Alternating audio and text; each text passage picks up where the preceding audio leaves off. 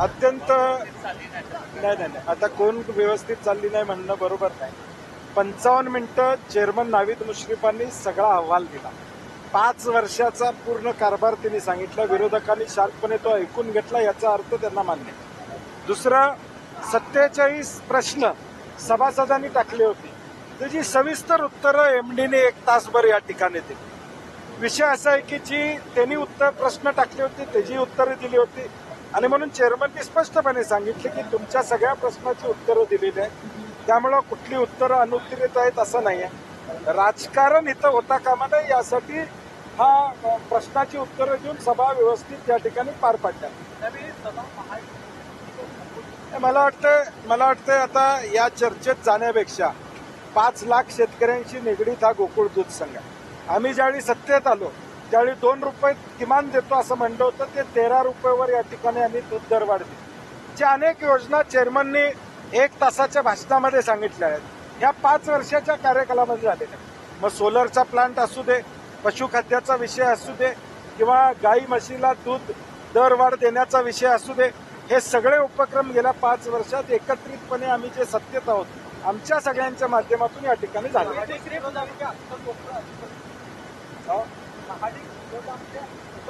मला वाटतं मागच्या 5 वर्षापूर्वी या कोल्हापूर जिल्ह्यातल्या स्वाभिमानी दूध उत्पादकांनी जे स्वतःचं घर भरतात त्यांच्या विरोधात या ठिकाणी मॅन्डेट दिला होता आणि आम्हाला तिथं सत्तेत बसवलं.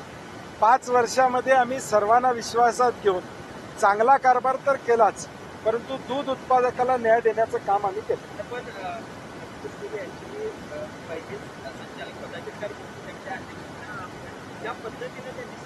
अत्यंत संयमाने त्यांनी सभा चालवली.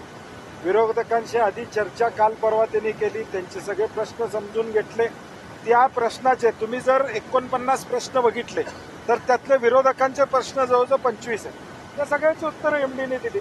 आणि संचालकांनी, मला वाटतं लक्षात आलं पाहिजे की संचालकांनी प्रश्न विचारायचा नसतो, सभासदांनी कुणी विचारलं तर हरकत नाही. म्हणून मला वाटते की सभेतून जे सभासदांना अभिप्रेत होतं ती सगळी माहिती त्या ठिकाणी पोहोचली.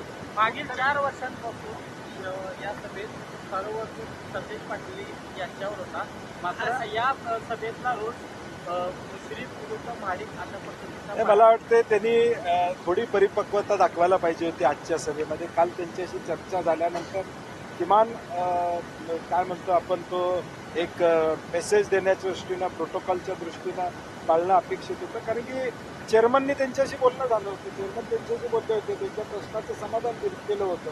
त्यामुळे आता जी प्रश्न टाकले त्याची उत्तरं मिळाले, त्या उत्तरातून निश्चितपणे त्यांचं समाधान झालं असेल.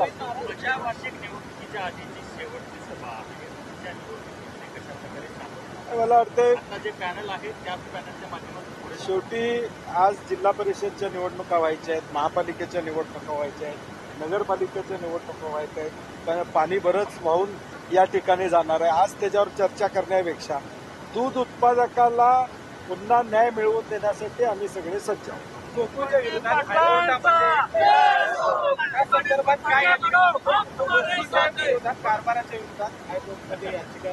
ठीक आहे ना, त्याला आपण उत्तर देऊया. कारण की शेवटी कोर्टात जायला कुणाला बंधन नाही, परंतु त्याचं समर्पक उत्तर आम्ही कोर्टात देऊ.